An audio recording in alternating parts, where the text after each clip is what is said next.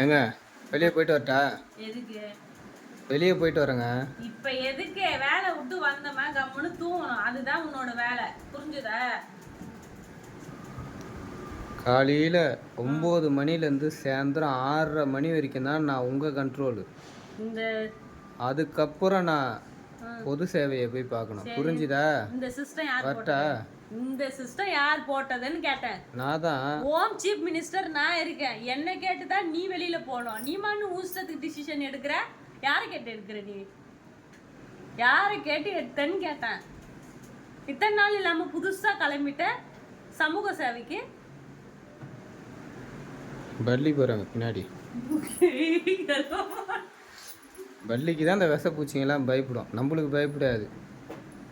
இப்போ வெளியே விட மாட்டீங்க, பொட்டி பாம்பு மாரி உள்ளே போட்டு அடிக்க வச்சிருவீங்க. இவ்வளோ நேரம் கஷ்டப்பட்டுட்டு தானே வந்த, காலையில 9 மணிலேருந்து 7 மணி வரைக்கும். அப்புறம் என்ன உனக்கு வெளியில போய் அங்கே ஆட்டம்? கொஞ்சம் ஒரு நிம்மதியாக போய் ஃப்ரெண்ட்ஸும் கூட பேசி ஒரு சிரிச்சிட்டு வரக்கூடாது? அந்த முகத்தில் சிரிப்புன்றது வரக்கூடாதா? அந்த தண்ணி கேனத்தை அதில் தூக்கணும்னா ஐயோ டயர்டா இருக்கு இப்படி இருக்குன்னு சொல்ல தெரியுதுல்ல. ஏன் அங்கே மேட்டு மேலே போய் நிற்கிறதுக்கு மட்டும் உங்க அப்பெல்லாம் உடம்பு அப்படியே ஆரோக்கியமா இருக்குதா? இங்கே படுத்துட்டு இருக்கும் போது மட்டும் டயர்டா இருக்கு, நான் வேலை சொல்லும் போது மட்டும் உனக்கு டயர்டா இருக்குதா? சொல்லு. நீ இல்லை, இந்த வீட்டில் இருக்க லேடிஸுங்க எல்லாம் உன்னை பார்த்து இப்போ புரிஞ்சுக்கணும். ஓ, இந்த மாதிரி தான் நம்மலாம் டார்ச்சல் பண்ணுறோம் போல இருக்கு அப்படின்ட்டு. உனக்கு ஆனால் தெரியாது. இது டார்ச்சல். நாங்க எதனா சொன்னா இல்லை, உனக்கு அது தெரியவே தெரியாது. எல்லாருமே அவங்க வீட்டில் இருக்கிறவங்களுக்கு தெரியாது. எனக்கு இப்போ தான் தெரியுது அவன் பாவம் எப்படி மாட்டின்னு முடிக்கிறான்ட்டு. நீ என்ன மாட்டின்னு முடிக்கிற?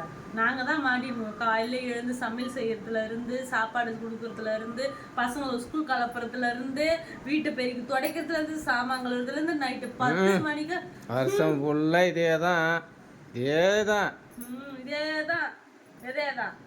கல்யாணம் ஆனவுடனே கல்யாணம் ஆயிருக்கு புது பொண்ணுன்றது, கல்யாணம் ஆகாம வந்தால் பொண்ணுக்கு வேலை வாங்குவாங்களா அப்படின்றது, கல்யாணம் ஆனதுக்கப்புறம் புது பொண்ணுன்றது, அப்புறம் பாவண்டா அது மாசமாக இருக்குது அந்த பொண்ணை போய் ஒரு வேலை வாங்குறதான்றது, அதுக்கப்புறம் குழந்தை போட்டுனா குழந்தை பிறந்திருக்கு பச்சை உடம்பு அதை போய் வேலை வாங்குறதான்றது, அதுக்கப்புறம் என்ன பண்ணுறது குழந்தை பெற்றதுனால உடம்பெல்லாம் வலிக்குது அப்படின்றது, அதுக்கப்புறம் நான் வருது கிளவியாக வருது ஏன் வயசாகி போச்சு முடியலன்றது.